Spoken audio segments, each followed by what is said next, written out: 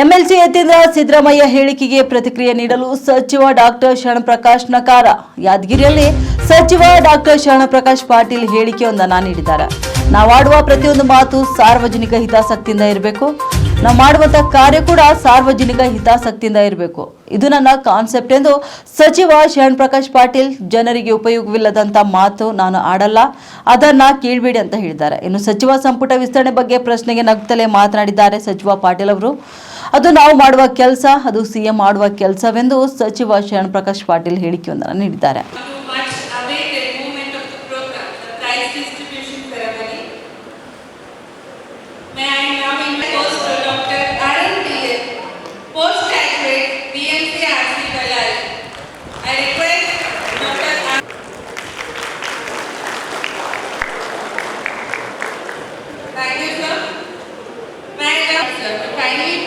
Present the prizes for the poster presentation category.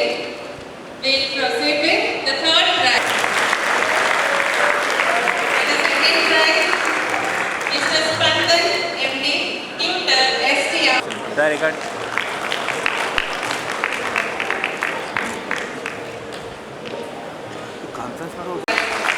Sir.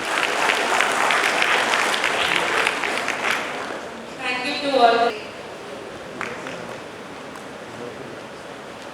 Now, it's my privilege to invite Dr. Shरणप्रकाश Patil sir to kindly address the gathering.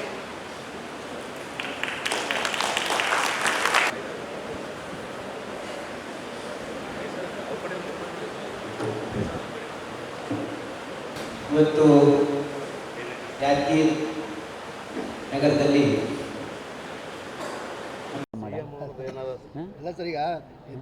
ನೋಡಿ ಇಲ್ಲಿ ಕೇಳಿ ನೋಡಿ, ನಾನು ಹೇಳ ಒಂದು ಮಾತು ನಿಮಗೆ, ನಾವು ಆಡ್ತಕ್ಕಂಥ ಪ್ರತಿಯೊಂದು ಮಾತು ಸಾರ್ವಜನಿಕ ಹಿತಾಸಕ್ತಿಯಿಂದ ಇರಬೇಕು. ನಾವು ಮಾಡ್ತಕ್ಕಂಥ ಪ್ರತಿಯೊಂದು ಕೆಲಸ ಸಾರ್ವಜನಿಕ ಹಿತಾಸಕ್ತಿಯಿಂದ ಇರಬೇಕು ಅನ್ನೋದು ನನ್ನ ಕಾನ್ಸೆಪ್ಟು.